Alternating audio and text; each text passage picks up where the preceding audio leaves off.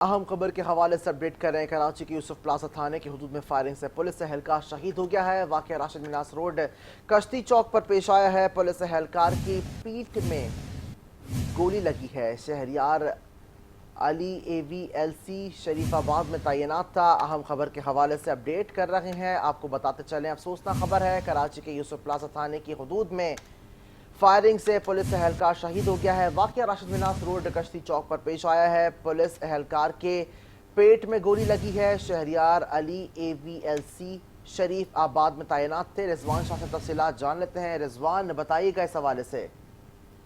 جی بالکل، دیکھیں یہ راشد مناس روڈ ہے یوسف پلازا تھانے کی حدود میں۔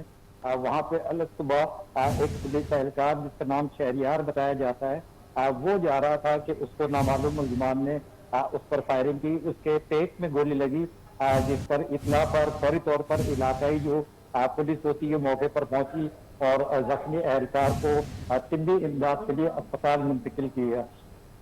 بعد ازاں دوران علاج شہریار جو ہے شہید ہو گیا۔ اس حوالے سے جو ابتدائی اطلاعات پولیس کو ملی ہیں، پولیس کا کہنا ہے کہ جو مقتول ہے شہید اہلکار شہریار، اس کا یہ کہنا تھا جب وہ زخمی تھا تو اس نے پولیس کو جو ابتدائی بیان دیا ہے اس میں اس نے کہا کہ اس کی جان کو خطرہ ہے۔ اس سے اندازہ ہوتا ہے کہ یا تو اس کی ذاتی دشمنی تھی، تاہم ٹارگٹ کی کلنگ کے حوالے سے بھی اس واقعے کو پولیس دیکھ رہی ہے۔ جی